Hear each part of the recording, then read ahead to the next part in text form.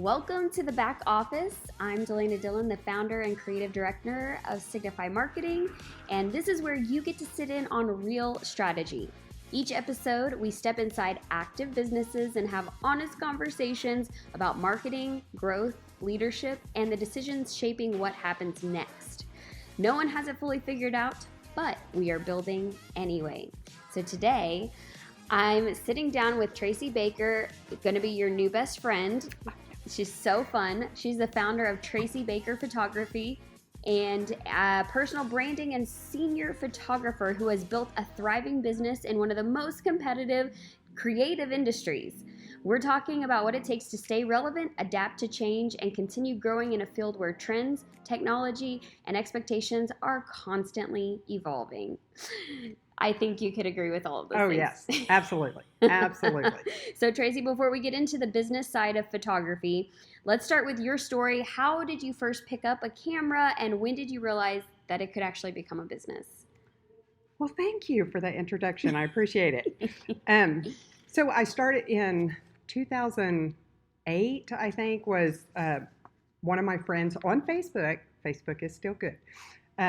Did a post about giving away her camera. Okay. And my mom wanted it until my mom realized, and this is when they first came out with the digital, where you had to look at the like the back screen. Well, you had to look in the eye of this Yes. one instead of the back screen, Mm-hmm. and she didn't want to have to do that. So I just started playing with it, and my oldest child was a senior, so I just took out and went playing with it. So I played with it for like 2 years.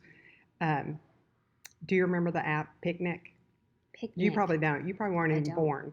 Oh my word, I definitely was. I graduated high school in 2008. Okay, so you're the same age as my oldest. Yes. Okay, so it was Picnic, Picnik, something like that. So it was like the first Instagram filters before Instagram was here. And I was the bomb. I was editing on it. And I bet I had just taken on new people just for the fun of it. One thing I will definitely recommend, always charge. Don't do it free. Just still do something for your time. Yeah. And I think I was a year and a half in. I was terrified of Photoshop because I thought if you touched something, you were going to totally ruin it. And on a trip to Texas with my husband, I get an email that Picnic is no longer. Ooh. I had sessions booked. And that's what you were editing all these photos in? On this, because that was when you first, I had no idea. Yeah. And I never would have done film because I'm too budget minded. Yeah. I was like, I'd wasted too much time trying to learn that. So I came home from that trip, locked myself in my office for, it was 3 days. I came out to eat and do the other things, but I didn't even get dressed. I stayed in my nightgown, taught myself how to do Photoshop. Yay. In that weekend, and continued on. I didn't have to cancel any sessions. So that was in like 2000. I bet that was about 2011 when that happened. Yeah. So what were you doing before you really got in? And also, what was the transition where you're like, whatever you're doing before, I'm going to fully transition into photography? I started out as a elementary teacher at Bixby. Oh, yes. And I lasted 10 years in that. Thought I had my dream job. I got to be one of the first art teachers that Bixby had. That is so fun and fitting. I thought it was my dream job until you're stuck with every 3 days, 550 students rotating through a regular classroom, not even an art classroom. I had to monitor the boys and girls bathrooms. We had to clean sinks. I didn't even have a sink or anything in there. My first year and only year as an art teacher was spent with wanted signs posted all around for art supplies. Oh. Had no budget. It was all just begging. Yeah. And the 550 students was just too crazy for me. Mm-hmm. And so I went crying. And I said, I don't know what I have to do, but I have got to get out of this. This is not what I'm meant to do. And I had made it 10 years as a teacher. That was my 10th year. I thought it was only my 9th, but it was my 10th, which in the teaching world, that means I was vested. Yes. And that was my last time to teach. So my mom has 3 companies, And I went to her and I was like, okay, I've done the bare bones. I just need to make $900 a month to get us by. At this time, we have 3 kids, live on a farm. And she's like, okay, I can do that. So I started working for her. I'm still working for her. It's been 20-something years. That was 2001 when I left. Oh, wow. Teaching. Okay. Yeah. So there was some time in between teaching. Yeah. And okay. Yeah. And it was just because that's when digital cameras started coming out. Yeah. And then I just got to play. I'm an art person, creative person, soul, naturally. Self-taught on almost everything. Love techie stuff. When I was a teacher, I was the one that they came to fix the laminator, to fix, you all probably don't remember this either, the little Xerox machine, the purple duplicator that all the kids wanted to smell the papers. See, nobody knows. No, I honestly, Y'all, see, I will say old. I didn't know that. I'm ancient. I don't know that one. I'll give you that. Mimeograph, is that what it was called? I don't know. It was a carbon copy, and you had to put it in there and roll it, and it had ink on it, and first thing the kids did when you gave them the paper was to smell it. That's what's wrong with everybody now, because they all smelled that. They grew up with it. That is so funny. So what did that early season look like? So you were kind of picking up maybe friends, and how did it just kind of evolve and transition into a full-blown business? In 2010, my second daughter was graduating, and we went and just had some fun with hers. Now, at hers was still on the picnic. Okay. I was still using the picnic because the pictures just popped up again. And I was like, oh, you cringe when you see your old work. Yeah. Anyhow, I posted it, and everybody started asking me, oh my gosh, who's the photographer? And I was like, I don't know. I was too afraid to admit it, to do it. And that was when people started messaging me when I did said, okay, we were just out playing. That's me doing this. And so I had several others. I was charging like $25, I think, at the time for a session so I could learn and play. Yeah. And then I was like, hey, you know what? I think this could turn into something. Yeah. And in 2014 was when I took on my first official senior class. Mm-hmm. And I called it, that one I don't know if I did at the time. I think 15 might have been my first. No, 14. I don't know. I don't remember timelines. The Elite 12. Okay. Because undiagnosed ADHD, self-diagnosed, whatever. I am self-diagnosed. I cannot do the same thing over and over. So like I had set up a little studio in my home. I got so bored with that. That's what I love about this space is it's always revolving. There's something else happening. Yeah. So we're in Wampa right now. Yes. So you work out of here. You photograph. That's the word. Photograph out of here all the time. But this place is so unique. So if you're in Tulsa. Yeah. West Tulsa. Yeah. West Tulsa. It's over here on Charles Page Boulevard. You need to check it out because the people, I mean, it's a vibe. There's it's a whole vibe. offices, co-working spaces. People live here. There's lofts upstairs. Very creative friendly. So it's very Traci friendly because like you said, like this space is this and you can go over here and just. Yeah. I was in one in Broken Arrow that was very small, very well thought out, but it was also not meant for a creative. Yeah. And about the time I knew I was growing out of that one, she was closing down because she decided she was going to homeschool her kids, the owner of it. At 28, she decided she did this in downtown Broken Arrow, which blew my mind. And this place is huge. Yes, I think it's 90,000 square feet between all the stuff out there too. You can get lost. And you can rent spots in here too. So it's a venue. They hold weddings and that kind of stuff out here. So that's a little plug. Little plug for Wampa. They do weddings. Do weddings too. So you did focus in, at some point you focused in on seniors as kind of your target. She can do whatever. But like, I love I tried all of it. Yeah. And in that you learn what you don't like. So you just liked seniors. Is that what pulled you in that direction? Eventually I got there. Yeah. After I tried newborns, which was not a no, but a heck no. Because I had a grandbaby. So naturally you go where what's in your life, especially in photography. If you've got kids, you start photographing kids. I went, the moment that flipped the switch for me was I was so busy on focusing on the creativity side that I wasn't paying any attention to the business. Christmas rolled around and I hadn't done anything. Literally, I had a Charlie Brown Christmas tree, with the one ornament. Mm-hmm. And that rolls around every year. And that was my reminder that I let stuff just get out of hand, that I was letting my family go. Mm-hmm. And that was the whole idea of this, is that you could still have your family time and all of that. So I said that wasn't going to do it again. And then after that, I took a workshop in Dallas and decided I wanted to work more on the business side of it, because my accountant was like, you're paying people to take their pictures, when it all boiled down to it. And I was like, okay, so I got to figure this out. I had like $900 in my business account, right? The workshop was $800.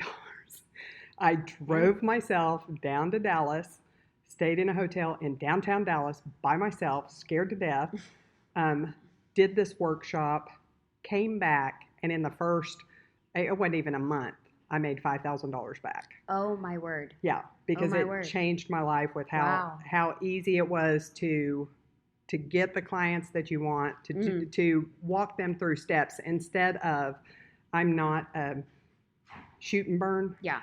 Which I don't even know what they call that now. I'm sure it's got a different name, where you take your picture and then you just get all the digitals. Right. And I learned that a lot of my clients, once I rolled into the seniors, I started this is why I'm ADHD, because this is what I'm talking about, was I cannot take on 50 seniors because I would get bored with it. Mm-hmm. So because I'm a baker, I was going to do baker's dozen seniors, and I thought that one extra is way too much for me. So I'm going to do seniors all year long, the same 12 seniors, and I called it the Elite 12. And I did 6 mini sessions, which could include cap and gown, prom session. And at the time, it was the town I was located in. Mm-hmm. So it was easy to set up those things. Like prom, I just find a place. I always try to do someplace inside, out of the weather, because this is what happens in Oklahoma. Yeah. And that lasted about 3 or 4 years. And then I just got out of it. I was like, okay, I'm just going to go. I priced everything out, changed it, made it where now I still really only do about 12 seniors. I mark them off, restrictive scheduling, so I don't, somebody couldn't call me today and go, hey, can you shoot this weekend at a pageant like I just or something? did before we started recording. It's a backup. It's a backup plan. But when you're first starting out, you take on every one of those. Yeah. I do not like doing large family sessions. It just stresses me out. So even with my branding sessions, I'm like, team of 3 is my max. I don't want to go any higher than that. But when you're first starting out, you'll try everything. You will. I mean, and you need to know what you like and to know what you're good at. And it's what builds as you go. It's not like all of a sudden I knew how to do seniors. Yeah. Oh my goodness. You just like, as you're talking, like all these tabs started opening in my head. I'm like, we need to talk about that. So what you were talking about is like, I wanted to work more on the business. And I think some people hear that and they're like, but photography is your business. But like a photographer, you are the sole person in most situations. Like sometimes you have a team, but like you are the sole provider. But you also have to run the business, and running the business doesn't look like going out and taking photos necessarily. There's a whole behind the scenes stuff. That's like 20% maybe of your business. I think people need to hear that. Yes. Because if you're just doing the photo taking, you're not running the business. Yeah, and you're not pricing it according to that. Listen, that's probably, and I think anyone in the beginning is gonna make the pricing mistake. I know I did. Yeah. In marketing, I was not pricing myself correctly, but it's fine because then whenever I realized it, I could make that change. But like you said, you talked with your accountant and they're like, you're going to have to make some changes. I was literally paying people to take their pictures, and I thought I was making money. Well, because I got a check. Yeah.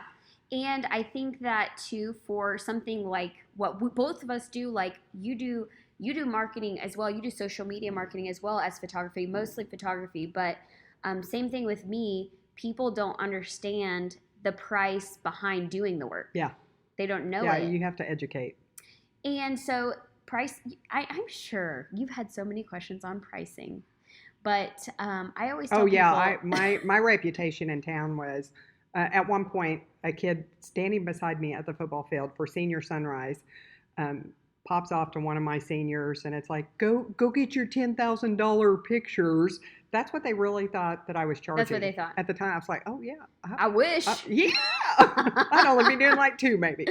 Yeah, well, and I always tell people, don't apologize for your pricing, because the customer doesn't, and they're not supposed to know.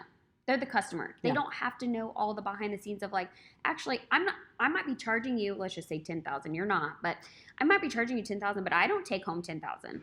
Yeah. So talk about the pricing, and was that something you had to kind of struggle through of like not apologizing for your price tag? Oh yeah. Yeah. Yes, definitely. Good question. Mine, after talking to the accountant, I just sent out to people, hey, this is what my accountant said. Mm-hmm. My prices are going up. I love you, and I understand if you need to go somewhere else. I really only lost like 2 people. Yeah, because they saw your work, loved your work. The value. Yeah. You have to put the value in it. And I started, once the shoot and burn really started taking off, and you hear it in every group. I know in your business, any of them, it's about there's one on every corner, and the market's so saturated. Well, I started going from the perspective, I just found what my strength was, and I was an empty nester, and I didn't have the kid at home that I had to keep messing with, and so I used that, and I used that as far as I could get it, of I have time for this. Yeah. I started educating on, once the shoot's over, here's what I do. Mm-hmm. I mark it on my calendar. I don't take on 10 sessions this weekend because you don't have 10 days to work on it. So when I do your session, I have a date already set for the editing and the follow-up after it. Mm-hmm. I gradually, the 1 year, actually it was probably, I don't know. 1 year I finally did another business workshop and came up with like 3 packages. And you're supposed to, according to marketing, mm-hmm. you have a dream package, a middle package, and then your basic package. Right. When my entire 12 senior parents picked the dream package, I was like, oh, I screwed up. I screwed up bad on that one because I way over extended yourself. It wasn't, so I gave way too many products with it, but it also, there wasn't that pain point mm-hmm. That somebody's going to really stretch out and get it. Yeah. That should have probably been, the price of it should have been my middle package. Gotcha. Is what I meant on that. So, and they now have come back even later, and they're like, yeah, that was a lot of product. I do product. Yeah. I don't just give the digitals. So they can have wall galleries, mm-hmm. they can have albums, announcements, custom announcements. It's just, it's the experience in itself. Right. What all's involved in it, not just show up, meet me. I want to know you before the session that I have a consultation so that we can get to know each other, so that it's not a dry run the first time you show up. When you're taking photos. Yeah, it's like, who are you? What? What's this? Yeah. There's 10 people out here. Which one are you? Well, I think that also something you said that people need to hear is that you have to invest back into yourself. Yes. Oh, for sure. Like, become the best you can be. Yes. And no matter what stage you are in business, you should still be educating yourself, being around other voices to perfect your craft. Yes. It's so important. And you have perfected your craft. I have to say, I want you to talk a little bit, because you truly don't just take photos, especially like with the seniors. Like you use the word experience. You create an experience for seniors that is pretty incredible, and I think really unique. Like, whenever you say what sets you apart from other photographers, this is definitely one of the things I would say sets you apart, is the experience that you provide for a senior. So how did you come up with that? Where did that come from?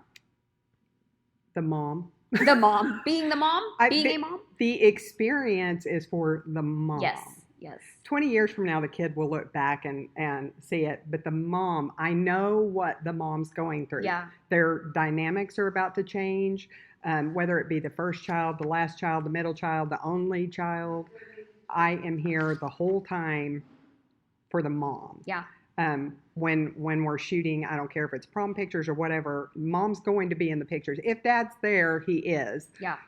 He'll be in it too. But I want mom to have this moment. If there's siblings there, it's about, especially like the middle child who always just gets lumped in there. They get their own picture with mom. Every session, no matter what. And the moms always act shocked. Like, oh, I wasn't ready for this. And I was like, I just turn it black and white. It's okay. It's all good. You're still going to be in a picture because 20 years from now, nobody's going to care. Right. You're just going to be glad you have the photo. Yeah. So that, and that led into the branding because a lot of the moms are entrepreneurs and have little side businesses and that. So that's my main thing is women. I'm tired of seeing you look through your phone and all you see is your family and no pictures of you. And of course, dad's not taking any pictures of you. And if he is, it's when you have no makeup and no bra. And, so that's all the pictures I had. Yeah. My husband, the only time he'd pick up the camera was Christmas morning in my jammies with no bra and my hair going every which direction. And I wouldn't have any pictures if it weren't for my mom. My mom's the one that took the pictures for us and then had them printed out and get just, Walmart things. I wouldn't have those. Yeah. And so I really harass guys now. Your spouse should be taking pictures. Yes. Even my own husband, he gets it because, he's been trained the now. Two oldest ones are like, why? Why are you still posting my picture on my birthday from 17 years ago? Yeah. Because he doesn't have any new ones. Yeah. So he's learning. Yeah, he's learning. He's growing.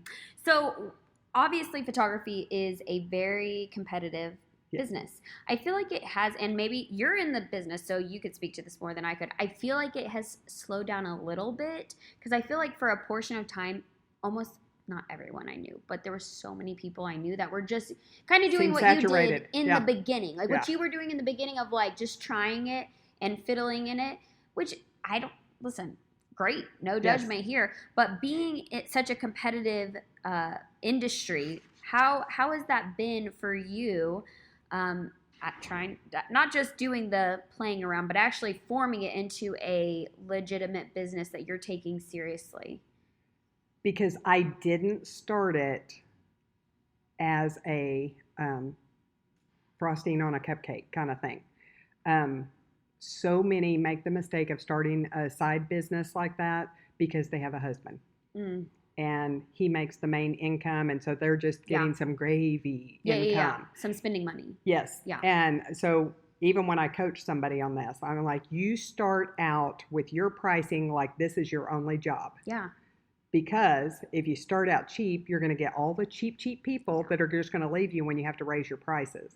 So I started out at 50 and not 25. And I would give the little CD disc, with the stuff on it. I remember giving somebody all raw images, which you probably know what raw images are, but nobody else can do anything with raw images unless you know how to use the editing software. Yeah. But I still valued my time. And then that Christmas, I didn't. That's when I said, okay, things are changing. I'm going to make a legitimate, sustainable business. Right. Sustainable. It was not. It's had its ebbs and flows. This past year has been slow for everyone, whether it be photography or not. I mean, all the groups are talking about this is one of their worst years.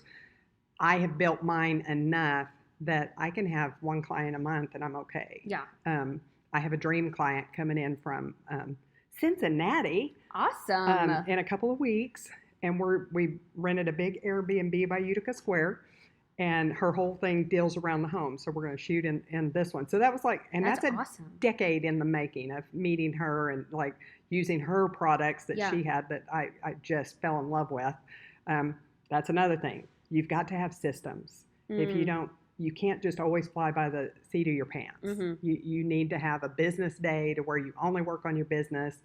It's not a joke whenever they talk about Marketing Monday and Tax Tuesday or whatever is to find those systems. Yeah. So what do you feel like with all of these years watching not just your own business but other photography businesses, what do you think is the difference between those who last and those who just kind of flitter away? Most likely because it's a mom with small children, Mm-hmm. and they get too busy. They realize, it is a lot more work than what it looks like. Yeah. So there's the whole gamut. It's on deciding if you want to be flaky or if you just want the ones that pop up every 6 months, like, hey, I'm having a mini session. Right. It's like, and that's all. So that's all they do. Yeah. So they just will do a mini session, and then you won't hear from them again until the next holiday. And it's usually when they need extra money. Yeah. Because a mini session can be viable when you're doing photography. Yeah. You could make, I could make $2,000 to $3,000 in a day doing it, mm-hmm. and then not have to work again for the rest of the month. But then again, you're losing the people that all of a sudden you pop up. Every time you pop up, you're wanting something. Yeah. So what is the hardest part of your job that people don't see? The editing. And anymore, like with Lightroom and that stuff, you can make it easy. Mm-hmm. It can be done quickly, but I see too many details that I need to worry about, the way the shadow hits on you and that kind of stuff. But it's on my desktop, and I can't just carry a laptop around, so I have to sit in my boring little room, which I've made it look good, and I have good music in there, but I don't like that part. Good music is required. Yes. So music, or do you put on like a show? I can't on a show. I play oldies music, and I'm talking about Louis Armstrong and Etta Fitzgerald. Ella, yeah. Ella, yeah, that type music. Oh, I love that. Okay, so you kind of mentioned something earlier that I want to just outright ask. Do you provide coaching for photographers? Is that something you do, or just when asked? I can. Yeah. Not for the photography side of it. The reason, the business side, yes. Yeah. The photography side, because everybody has their own little niche that they want to mess with. I learned the hard way that you've got to focus on the business side. Yeah. If you want to make this a sustainable career that you can survive without your husband's pay, mm-hmm. you've got to learn the business side of it. So, for anyone who needs that repeated, if you want to win in the photography business, you have to have solid business systems, procedures. Amen. All of those things. Yes. Okay, so I asked that because you mentioned something about that, and I'm like, that would totally fit if someone was needing some of that coaching, that you're someone they should contact. I mean, I think. Yeah. Oh, well, of course. TraciBaker.co. Traci with an I. Yes, that is a very important distinction. But because of that, I do feel like you have that coaching hat that you easily wear. What are some of the biggest mistakes you've seen photographers make? Always undercharging and not getting back with people. The amount of people that contact me and say, you're the first person that's replied back to me. Wow. Just blows my mind. Yeah. They're just letting people, like customers, basically walk in their business and leave without even. And not paying attention to your direct messaging on social media, because that's how people are contacting you now. It's true. Majority of my business is through my social mm-hmm. media. Yeah. I got a website just because I felt like we needed one. Went through the whole growing my business kind of thing with it, but Lordy, the DMs are where it's at. It really, truly is. Yeah. And I think listen, people can set their boundaries all they want. They can. They're allowed to do that. But also, if you have like an inquiry form on your website, I know I've seen people, like if someone does DM them, they're like, okay, but you need to go fill out this form. Yeah, least friction possible. Yes. Thank you for saying that. That is so true. Matter of fact, like we were messaging through DM. Yeah. And I came back and said, girl, you got to text me. Yes. Move to the text. Well, because we had contacted enough through it. Right. And I'm like, make sure Facebook Messenger is wonky. Mm-hmm. Like people have contacted me and it didn't show up at all. Yeah. And then they email me and I was like, oh my gosh. And then all of a sudden it pops up in my Facebook. I was like, wait a minute.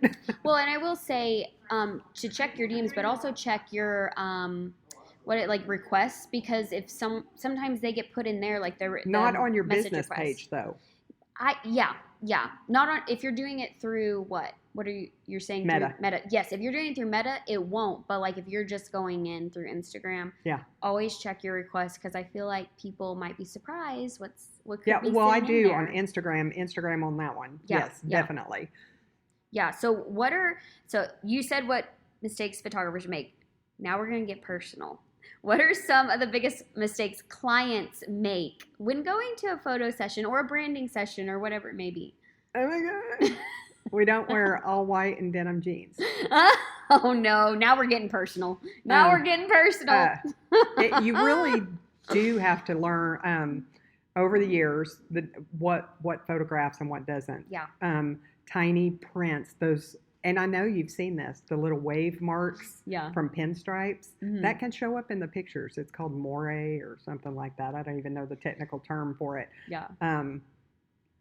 Knowing your skin tone and what colors to wear.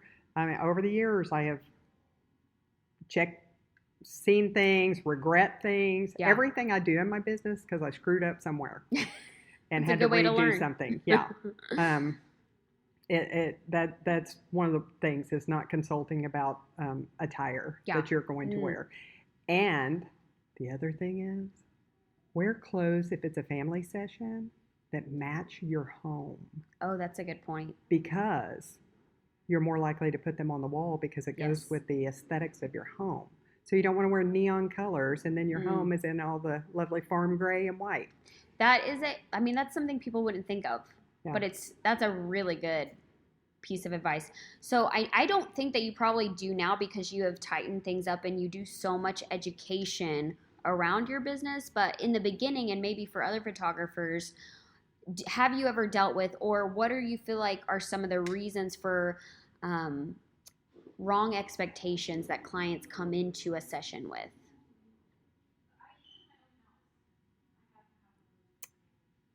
That anything can be photoshopped. That's good. Have you had someone be like, taking a picture and be like, oh, you can just Photoshop that out? Yeah, you'll just Photoshop. Almost every session somebody will say that. I'm like, I have my skinny lens on. It's okay. Mine, I need to explain this. What I call a proof is what a lot of photographers give as their final images. They say they're fully edited. So you will get the proofs, which in mine you will get them printed as well, unless it's a branding session, because you don't want all those pictures. Yeah. But then when you order one for the wall, that's where the photoshopping comes in. That's where your little tubby roll muffin top, which nobody else is noticing but you. Nobody else is noticing it. And I tell all moms, it's like, we don't stare in the mirror all day. So instantly when we see a picture of ourselves, we go straight for our flaws. Yes. But everybody else, that crooked tooth, everyone else sees it as normal. Yeah. And you're just seeing the crooked tooth that you need to get fixed, which it can be fixed. But I try, even when you have a child that has a boo-boo, I try to leave it in there, because 20 years from now, when you're looking at that picture, oh my God, this is where he fell down by the fireplace and broke his elbow or whatever. Yeah, so, it was life. That was life back then. My motto is, 20 years from now, how are you going to look at this picture? Yeah. Try to use heirlooms in it. If you've got grandma's jewelry, the quilt, grandpa's hat, and you can incorporate it into a session, 20 years from now, that's what you're going to remember. Yes, yes. Okay, so switching a little bit back to the photography side of it, what do you think the future of photography industry looks like right now? Shall we talk about AI? Shall we? Shall we? That's what everyone's wondering about. Are you sick of seeing the AI stuff? I think the way that I've built my business on the experience, we're moving back to that. People want to get to, you are so sick of seeing those same AI ads that somebody's done the cartoon picture of themselves. Does it have a spot? Yeah, it has a spot. But when you are making it your business, people are going to tire of it. And they want to get back to the human side. Just like, what was the M dash, where people could tell that you put it in chat and had it rephrase it, and they kept putting the dash on there. Yeah. So it's obvious when it's yours with the M dash, so then they start changing it around. But So you see AI that, you see that kind. I mean, AI is here to stay, but I agree. I have to agree. I think across the board, people are getting back to the human experience. Yes. Oh, for sure. And that means for photographers, what that's what they should be paying attention to right now, you think? Oh, yes. Yeah. What experience? Definitely answer your DMs. Yes.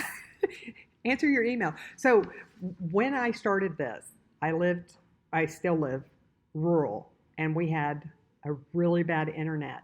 And for just senior pictures, for me, uploading like 100 pictures to get their proofs printed was 7 and 8 hours. Oh, my word. I would have to leave it running overnight. Yeah. And then finally, here's a plug for Lake Region Electric Co-op.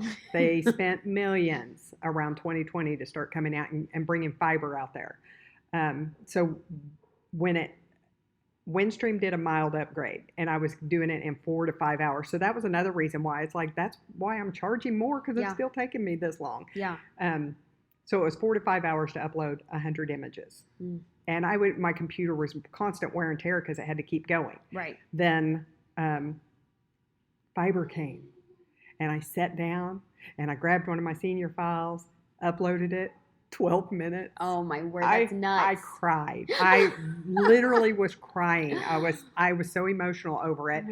It took me a good 3 weeks to get out of that habit of that system, because I would start them uploading, and then I would go do laundry. Yeah. Or I'd go do something else. Yeah. And it's like, oh no, they're probably already uploaded. So I was able to speed up my systems with it. But that's amazing. Definitely appreciate technology in that part. Yes. Okay, so what is a piece of advice for someone starting out in the photography business in 2026? Charge your worth. You don't have to be the cheapest. There's always going to be somebody cheaper than you. There's always going to be somebody more expensive than you. There's always going to be somebody who is better than you but charges less than you. And that affects your mentality. Yeah. But charge. Your time is valuable. Yeah. Charge. Yeah. Because the time that, again, the time that people don't see is when you are the one in front of that computer screen, editing, doing the books, doing all of the things, doing the business side of things. Those are the things people don't see. And incorporate, if you have a website, that costs you. Yeah. If you have software, Photoshop costs you. Yes. Matter of fact, mine's like $80 a month now. It went up. Oh my word. Your scheduling, all of that cost. My email one, that Flow Desk, is like $900 a year. That is crazy. And you've got to factor in that. How many clients do you need to pay that off? Yes. Yeah. These are the things that you learn with as many years of experience as you have. Yes. So what are you most proud of in this stage of your business? That most of my clients are now friends. Oh, I love that. Yeah. They'll send me random stuff out of nowhere, or, and you're just like, that's only because I took their pictures. Yeah. And that you get to go from milestones with them. Started out when they were 3 years old. Next thing you know, you're taking their senior pictures. Yeah. And they want that consistency of it. Right. What keeps you motivated after all these years? Because of my ADHD, because photography, you can change it all the time. Yeah. I shot a few weddings, and it was like, nope. I love shooting the weddings. I hated the editing part. Yes. And that fear of, what if I miss the kiss? How many seconds do you think that is? Like 5 seconds I don't that know you if it's cannot 5 seconds. miss. Yeah. So I did a wedding at an Airbnb old home, Victorian type home. And I told them, I said, I don't have any skill in this whatsoever. And they're like, no, we really want you. I was like, okay. So I'm like, got my on-camera flash. They're doing it out in the backyard. It's a mom with a daughter, and so it's going to be the stepdad. There's this moment where he's going to give her a little promise ring to be the dad that she needs. My battery died. No. Yeah. And I had to go up to the second floor from the backyard, run up there, I had no idea that those flashes, because I didn't have a rechargeable one. Yeah. I had like 6 AA batteries in there. So you're popping batteries. Oh, yeah. Totally missed the whole thing. Missed the whole thing. Came back. I was like, I didn't even know what to say to you. I'm so sorry. They were fine, which the marriage didn't last later, but. Oh man, that's another podcast. And that was the other thing is, the majority. Nothing kills you more than all the work that you put into a session and they get a divorce and one guy said to me, "Oh, that was the first thing I did was burn those pictures." I can't. Well, that needs to be a podcast. So if whoever wants to start this, the Chronicles of the Wedding Photographer, to just talk about the horrors of all of those things. Yes. And beyond. I'm sure there's a gazillion wedding stories from wedding photographers. So if someone needs a podcast idea, there you go. Yeah. No, I no weddings for me. I did maybe 3 or 4. And that was enough. Yeah. And the seniors, I think the reason why I lean toward the seniors, because you can get them to do almost anything. They're like, all right, I'll try it. I make the parents, they're with me. So if I'm like, climb up on that narrow wall right there with that traffic right beside you. Mom, is that okay? Is that all right? I do have insurance. And if you're a photographer, you by golly better have insurance. See, another thing we didn't even talk about. Yeah. Get your insurance. Oh, yeah, for sure. Man. Okay, so before we close, I always ask this question. What is one thing you don't have fully figured out yet, but you're choosing to build through anyway? Something you don't have figured out. I have none of it figured out. I really don't. I really don't. I have the attitude of I'll figure it out as I go, which is what yours is. Yeah. Do it scared. Yeah. Well, that's what you said about that first conference you went to. You were scared. You just showed up by yourself. Just do it scared. Yeah. And that's like what this whole year of me doing. Like, I'm doing this. Like, I'm driving up here going, I don't even know what we're going to talk about. Yeah. So this is your first podcast, right? Very first podcast. And maybe you did it, hopefully not too scared. I didn't. No. And we've had all kinds of technical issues, so it works out fine. It's all good. It's the epitome of doing it. Yes. Yeah. Just winging it. We're all just I think honestly that attitude brings better success when you're willing to just figure it out. So my year of woo-woo, the way Kathy Hellers, who I listen to, the way that she phrases it when something happens like this, it's like, I'm going to see where this adventure takes me. Yeah. Instead of being upset about it, it's like, oh my God, dwelling on that. It's like, let's see where this adventure is going. That's good. And that's how, like, when I got on the Lowdown Extra, because as I'm driving over to my parents' house to help with the hacker on their computer, I'm like, I'm going to see where this adventure takes me. And look where it took me. So that's another plug. I don't know when that's going to come out. The Lowdown, is it The Lowdown or Lowdown? It's The Lowdown. The Lowdown. And it's on Hulu and FX. But it's not out yet? Season 1's already out. Okay. And it's filmed around Tulsa, and it's based on a guy in Tulsa. Okay. It's not one for little kids to watch, but you'll see, drive down, what is that, 3rd Street? 6th Street, where Holy Moly used to be, and the Bramble. Go down that, and you'll see the whole set up there where the Sweet Emily's, that's all fake. Okay. But you can look in the windows, and it looks like it's so cool. So you'll potentially, you'll be an extra in season 2? Yes, I got to be a journalist. Ooh. In that one, which I will never look at film the same way. It just blows my mind. For a 20-second shot took us 3.5 hours. I did not start my part until like 10 o'clock at night, and I had to be there at 4 o'clock. Well, I mean, I guess it's an opportunity to see the different side, being behind the camera in a different way. Yes. So cool. So be looking for Traci in season 2. Season 2. When we're filming at the Canes Ballroom, where I'm outside at the Canes Ballroom. I'm a journalist in that. All right, so keep an eye out. Yeah. Well, okay, Traci, also tell us before we leave, where can they find you online? Where should they follow you, find you, all the things? Traci Baker Photographer on Instagram and Facebook. And I'm pretty sure it's still photographer. Mm-hmm. And tracibaker.co is my website. On your website. All right, so look her up, find her. That is it for this session of the Back Office. If this conversation gave you clarity, a new angle, or even just the reminder that you're not the only one navigating this, then it did its job. So if you did find this conversation, which I'm sure you did, valuable, share it with another operator who's building, especially other photographers. They need to hear this episode. And you can always hang out with us in between episodes on social media at Signify Marketing Social. I'm Dalayna Dillon, and we will meet you back here next time.